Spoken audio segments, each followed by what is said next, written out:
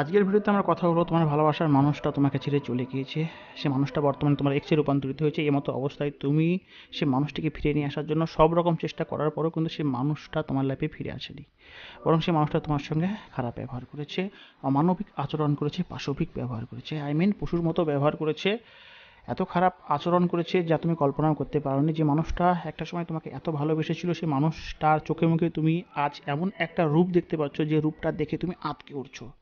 সেই মানুষটাকেই কি আমি এতটা ভালোবেসেছিলাম? এই মানুষটাই কি আমাকে একসময় এ কথা বলেছিল যে জীবনের কঠিনতম সময়ে আমি তোমাকে ছেড়ে যাব না? তো ভিডিওটি দেখতে থাকো, কেননা আজকের এই ভিডিওতে সে মানুষটিকে ফিরিয়ে নিয়ে আসার জন্য আমি তোমাদেরকে সুপথের ঠিকানা দিয়ে দেবো। তো আজকের এই ভিডিওতে প্রথমত আমি তোমাদেরকে বলবো, যে মানুষটা তোমাকে ছেড়ে চলে গিয়েছে সে মানুষটাই কেন তোমার লাইফে ফিরে আসবে। তার আগে আমাদের জানা উচিত যে ছেড়ে গেছে সে কেন গেছে। বাট আজকের এই ভিডিওতে আমি ছেড়ে যাওয়াকে নিয়ে কোনো কথা বলবো না, কেননা ছেড়ে যাওয়ার পেছনে বিবিধ কারণ থাকতে পারে। আমার ভিডিওর বিষয়বস্তু হচ্ছে তাকে ফিরিয়ে নিয়ে আসা, সুতরাং সেই বিষয়ের ওপরে কথা বলে ভিডিওকে বড় করার কোনো প্রয়োজন নেই। ধরে নিলাম তোমার ব্রেকআপ হয়ে গেছে, ব্রেকআপ হয়ে যাওয়ার পরে তুমি কান্নাকাটি করছো, খাওয়া দাওয়া ছেড়ে দিয়েছো, যেগুলো ইউজুয়ালি ব্রেকআপে অন্যান্য সবাই করে থাকে, তুমিও তাই করছো। সেই মানুষটিকে ফেরানোর চেষ্টা করেছো, বাট সে মানুষটা তোমার এই অনুনয়, কান্নাকাটি এসবের প্রতি কোনো দৃষ্টিপাত করেনি বা কোনো রিয়াকশনই দেয়নি, বরং সে নিজের ডিসিশনেই স্ট্রিক রয়েছে। সে সাফ জানিয়ে দিয়েছে সে আর তোমার লাইফে ফিরবে না। এবার তুমি কি করবে? তো ভিডিওতে আমি পরপর স্টেপ বাই স্টেপ তোমাদেরকে বলবো যার সঙ্গে ব্রেকআপ হলো তার কি করা উচিত। দ্বিতীয়তে আমি তোমাদেরকে বলবো যে ব্রেকআপ করে চলে গেল সে কেন আসবে, তার মনেই বা কি কাজ করছে। সো ভিডিওটিকে মনোযোগ সহকারে শেষ অবধি দেখবে এবং বুঝবে। তো ধরে নিলাম তোমার ব্রেকআপ হয়ে গেছে, ব্রেকআপ হয়ে যাওয়ার পর আর পাঁচজন যা করে থাকে তুমিও তা করেছো। তুমি সেই মানুষটাকে বোঝানোর চেষ্টা করেছো, তুমি সেই মানুষটার বাড়ির সামনে গিয়ে কান্নাকাটি করেছো, সেই মানুষটাকে এক নজর দেখার জন্য দাঁড়িয়েছিলে, বাট সেই মানুষটা তোমার সেই দাঁড়িয়ে থাকায় কোনো ইম্পর্টেন্টই দেয়নি। তারপর যখন সেই মানুষটাকে তুমি কোথাও পেয়েছো, তার কাছে হাত জোর করে কান্নাকাটি করেছো, তার ওপর কৈফত জাহির করেছো যে কেন তুমি একতরফা ডিসিশন নিলে, কেনই বা তুমি আমাকে ছেড়ে চলে গেলে। সমস্ত সম্পর্কটার মধ্যে যখন আমরা উভয় মিলে সিদ্ধান্ত নিচ্ছিলাম, তখন এই ব্রেকআপের ডিসিশনটা তুমি কেন নিলে? একবারও কি আমার যন্ত্রণাটার কথা বুঝলে না? তুমি যে আমাকে ছেড়ে চলে যাচ্ছ, এখন আমি কীভাবে থাকবো? তোমাকে ছাড়া আমি তো থাকতেই পারবো না। যাই হোক, এই সমস্ত কথাগুলো বলা তোমার হয়ে গেছে। সে মানুষটা শুনেও নি, ইম্পর্টেন্টও দেয়নি, বরং তোমার সঙ্গে খারাপ ব্যবহার করেছে। তো এবার আমার তরফের সাজেশন হলো, তোমাকে এসবের পরে একদম চুপ হয়ে যেতে হবে। কতদিনের জন্য? যতদিন না সে মানুষটা নিজে থেকে তোমার সঙ্গে যোগাযোগ করছে। এই চুপ হয়ে যাওয়া অবস্থায় তুমি সেই মানুষটির কাছে কান্নাকাটি করা ছাড়াও সোশ্যাল মিডিয়াতে তাকে নক করবে না, তার পেছনে পড়ে থাকবে না, স্যাট স্ট্যাটাস আপলোড করবে না, তাকে ফোন করে কখনো এটা মানানোর চেষ্টা করবে না, বোঝানোর চেষ্টা করবে না যে তাকে ছাড়া তুমি কতটা কষ্টে রয়েছো। এই সমস্ত কিছুই কিন্তু করা যাবে না। তথা সোশ্যাল মিডিয়ার যে কোনো সাইডে তুমি তোমার স্যাডনেস বা তুমি যে দুঃখে রয়েছো সেই সমস্ত ছবি আপলোড করবে না। কেননা তোমাকে এখন দেখাতে হবে যে তুমি একজন মৃত মানুষ তার কাছে। আর একটা কথা সর্বদা খেয়াল রাখবে, মৃত মানুষেরা কিন্তু এসব করে না। লাইক, কমেন্ট, শেয়ার, ফোন করা এই সমস্ত কিছুই করে না। তোমাকে একদম তার কাছে মৃত হয়ে যেতে হবে, স্টপ হয়ে যেতে হবে। দ্বিতীয় যে কাজটি তোমাকে করতে হবে সেটা হচ্ছে কি, সমস্ত রকমভাবে অন্যান্য জিনিসগুলোর প্রতি ডিফোকাস হয়ে নিজের প্রতি ফোকাসকে ফিরিয়ে নিয়ে আসতে হবে। মানে তোমার নিজের ওপর ফোকাস রাখতে হবে, তোমার কাজের উপর ফোকাস আনাতে হবে। এই সময় তুমি এটা ভাবতে পারো, তোমাদের সম্পর্কটা যখন ভালো ছিল, সেই ভালো থাকাকালীন তোমার তরফের কি এমন দোষ হয়েছিল দোষের কারণে সেই মানুষটা তোমাকে ছেড়ে চলে গেছে। বা যদি তুমি তোমার তরফ থেকে কোনো দোষও না করে থাকো, তবে সেই মানুষটা তোমাকে কেন চলে গেলো সেই বিষয়টা সম্পর্কে তুমি ভাবতে পারো। দেন তুমি নিজের উপর ফোকাস করে সমস্তভাবে, সমস্ত রকমভাবে নিজেকে উন্নত করো। নিজের বাহ্যিক দিক থেকে রূপচর্চার পাশাপাশি ভেতর থেকে সেই মানুষটাকে ছাড়াও তুমি যে মানসিকভাবে স্ট্রং, নিজেকে একটু জ্ঞানী করে তুলো। নিজের ড্রেসিং সেন্স, নিজের বডি ল্যাঙ্গুয়েজ, ফেস সমস্ত বিষয়ে নিজেকে আরও একটু আকর্ষণীয় করে তুলো। কেননা সে মানুষটা তো তোমার লাইফে ফিরছেই। আর সে মানুষটা ফিরিয়ে আসার পর তুমি যেন তোমার তরফ থেকে সেই মানুষটির কাছে নিজেকে সঠিকভাবে প্রেজেন্ট করতে পারো, সেই মানুষটাকে সঠিক উত্তর দিতে পারো, তার জন্য কিন্তু তোমাকে একটু বেটার হতে হবে, আকর্ষণীয় হয়ে উঠতে হবে এবং আগের তুলনায় বেশি জ্ঞানী হয়ে উঠতে হবে। তো এই ছিল তোমার দুটো কাজ। প্রথমটা হচ্ছে সম্পূর্ণভাবে নিজেকে স্টপ করে ফেলা, সে মানুষটার কাছে নিজেকে মৃত ভাবে প্রেজেন্ট করা, তুমি মৃত, সো তোমার তরফের কোনোরূপ রিয়াকশন সে মানুষটা পাবে না। দ্বিতীয়ত, নিজের উপর ফোকাস করে নিজেকে একটু বেটার করানো। এই দুটো কাজই কিন্তু তোমাকে করতে হবে। এবার বলবো, যে ব্রেকআপ করে চলে গেছে তার মনে কি চলছে, যার কারণে সে মানুষটা তোমার লাইফে ফিরে আসবে, এই বিষয়টা সম্পর্কে তুমি শিওর হবে।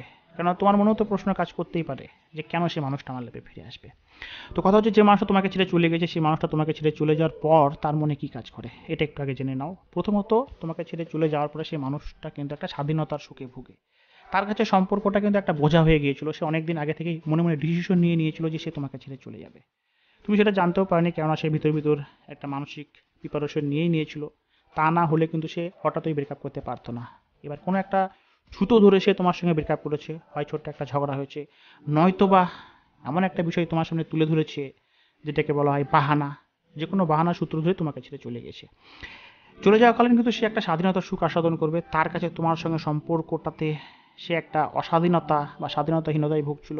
প্রথম পর্যায়ে সে খুবই আনন্দ করবে, ঘুরবে ফিরবে, খাবে দাবে, বন্ধু বান্ধবের সঙ্গে আড্ডা মারবে। সেইটা মনে মনে ভাববে যে আমি বেশ ফ্রি, আমার উপর প্রেশার ক্রিয়েট করার কেউ নাই, আমি সম্পর্কে যেতেই চাই না, সম্পর্ক আমার কাছে ততটা ম্যাটার করে না, আমি এখন আমার লাইফের উপর ফোকাস করতে চাই।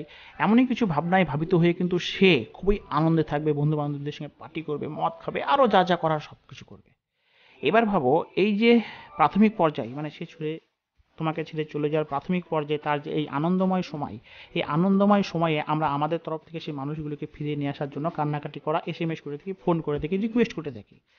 এবার কেউ একজন আনন্দ করছে, তার আনন্দের সময় যদি আমরা তার কাছে কান্নাকাটি করি, তার কি ভালো লাগবে? নিশ্চয় না। আর আমরাও কিন্তু তাই করে থাকি। তার যখন আনন্দময় সময়, সেই সময়ে আমরা আমাদের তরফের কান্না ভেজা কণ্ঠে তাকে ফিরিয়ে আনার জন্য রিকোয়েস্ট করি, আবদার করি। নিশ্চয়ই তার ভালো লাগবে না, তার বিরক্ত লাগবে, যার ফলে কিন্তু তারা আমাদের প্রতি আরও খারাপ ব্যবহার করে, অমানবিক আচরণ করে। যদি তুমি তার জায়গায় নিজেকে দাঁড় করে ভাবো যে তুমিও যদি আনন্দ করো, তুমিও যদি আনন্দময় সিচুয়েশনে থাকো, সেই সিচুয়েশনে যদি অপোজিট সাইডের কেউ তোমাকে ফোন করে কান্নাকাটি করে, এসএমএস করে, ফিরে যাওয়ার রিকোয়েস্ট করে, আই অ্যাম সরি বলে, তোমার কিন্তু সেই মুহূর্তে সেসব কথা শোনার মতো ইচ্ছাই থাকবে না, মেন্টালিটিও থাকবে না। তাই সেসব তোমার কাছে বিরক্তিকর লাগবে, ইরিটেট লাগবে, তাই না? তো এই কারণেই কিন্তু তাদেরকে যখন আমরা ফোন করে কান্নাকাটি করে রিকোয়েস্ট করে ফিরিয়ে নিয়ে আসার জন্য, তারা কিন্তু খুবই ইরিটেট হয়, দেন তারা আমাদের সঙ্গে খারাপ আচরণ করে। সো তাদের এই প্রাথমিক পর্যায়ের যে আনন্দ, সেটাকে তাদের মতো কাটাতে দাও। বাট মাথায় রাখবে, এই সময়টা কেটে যাবে।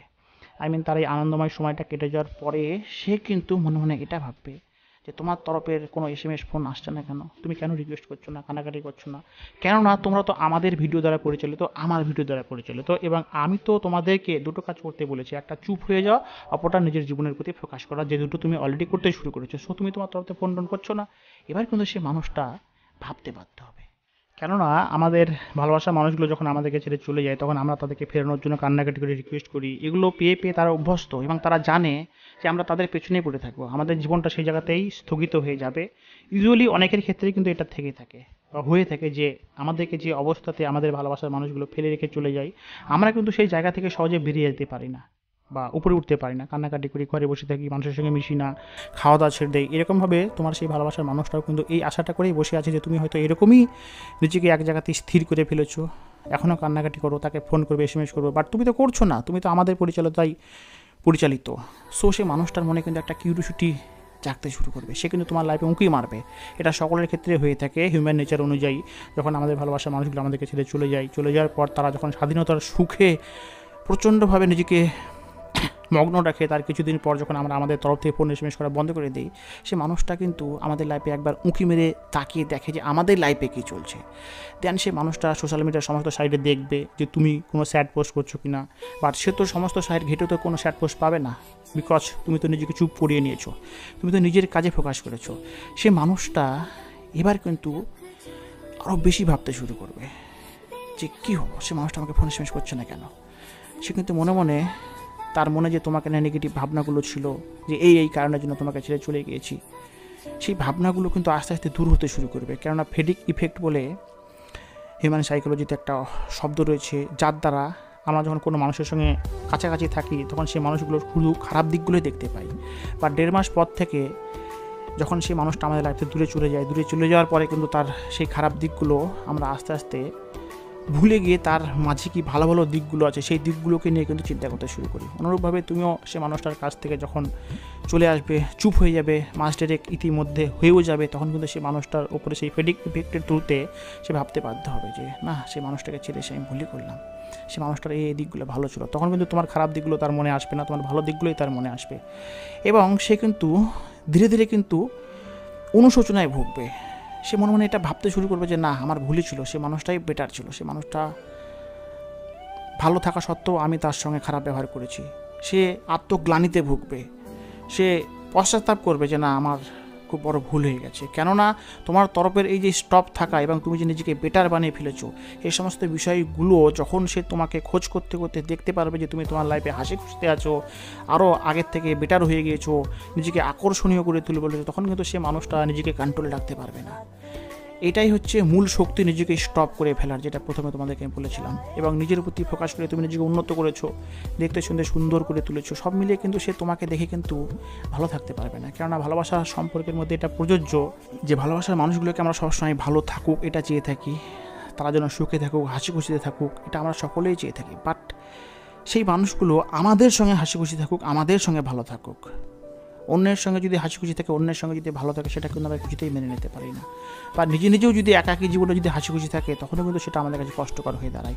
যেভাবে তোমার ভালোবাসার মানুষটা তোমাকে ছেড়ে চলে আসার পরে যদি সে হাসি খুশি থাকে এবং তুমি যদি তাকে দেখো, দেখবে তোমারও ভাবতে অবাক লাগবে যে মানুষটা আমাকে এতটা কষ্ট দিয়ে চলে গেছে, যেখানে আমি খাওয়া দাওয়া শোয়া সব কিছু আমার বন্ধ হয়ে গেছে, সেখানে সেই মানুষটা কী করে আমাকে ছাড়া হাসি খুশিতে থাকতে পারে। তুমি কিন্তু তার হাসি খুশিতে থাকাটা কিন্তু মেনে নিতে পারবে না। একই রকমভাবে কিন্তু সেই মানুষটা যখন তোমার জীবনে একবার উঁকি মেরে দেখবে যে তুমি ভালো আছো, হাসি খুশিতে আছো, হ্যাপি রয়েছো, নিজের জীবনে অনেক উন্নতি করে ফেলেছো, তখন কিন্তু সেই মানুষটা নিজের অপরাধ বোধে আরও জর্জরিত হয়ে যাবে। সেই বিষয়গুলোকে ভেবে ভেবে সে অনেক নেগেটিভ জোনে চলে যাবে এবং এতটাই অস্থির হয়ে যাবে যে অস্থিরতাকে সহ্য করতে না পেরে সেই সময়টা, যে সময়টার অপেক্ষায় তোমরা এতক্ষণ ধরে আছো, সেই মানুষটা নিজের থেকে তোমাদের সঙ্গে যোগাযোগ করবে, নিজের থেকে তোমাকে এসএমএস করবে। বুঝতে পারছো? তো মূল কথা হচ্ছে, আমাদের ভালোবাসার মানুষগুলো আমাদেরকে ভালো থাকতে দেখে সেটাকে মেনে নিতে পারে না। তারা এটা ভাবে যে তাদেরকে ছাড়া আমরা ভালো থাকতেই পারি না, তারাই আমাদের সব। এবং আমরাও আমাদের তরফ থেকে সেই মানুষগুলোকে এতটা ভালোবাসা দিই যে ভালোবাসা পেয়েই কিন্তু তাদের মধ্যে এই ভাবনাটা ঢুকে পড়ে। তাই আমাদেরকে যেটা করতে হবে, আমাদের ভালোবাসার মানুষগুলো যখন অকারণীয়ভাবে আমাদেরকে ছেড়ে চলে যাবে, সে মতো অবস্থায় নিজেকে স্টপ করে নেওয়া, দেন নিজের প্রতি ফোকাস করা, তাকে তার মতো থাকতে দাও। সে বাস্তবিকতার সম্মুখীন হোক, তখনই বুঝতে পারবে যে আমি তার লাইফে কতটা ইম্পর্ট্যান্ট রাখতাম। কেননা দাঁত থাকতে মানুষ দাঁতের মর্ম বোঝে না, কাছে থাকলে মানুষ গুরুত্ব বোঝে না, বাট দূরে যাওয়ার পরে কিন্তু আমাদের গুরুত্ব তাদের জীবনে তারা রিয়েলাইজ করতে পারে। তো এই ছিল আজকের ভিডিও। আশা করি আজকের ভিডিও তোমাদের ভালো লেগেছে, যার দ্বারা তোমরা তোমাদের ভালোবাসার মানুষগুলোকে ফেরাতে পারবে। এবং এই ভিডিও তোমাদের মনে, তোমাদের অশান্ত মনকে যে শান্ত করেছে, এই বিষয়ে আমি সম্পূর্ণ আশাবাদী। ভিডিওটি কেমন লাগলো অবশ্যই কমেন্ট সেকশনে তোমরা তোমাদের মন্তব্য তুলে ধরো। আমি তো আমার ওপিনিয়ন দিয়েছি, বাকিটা তোমাদের ওপিনিয়ন পেতে আগ্রহী। এই আশা নেই আজকের এই ভিডিও থেকে বিদায় নিচ্ছি। Bye bye.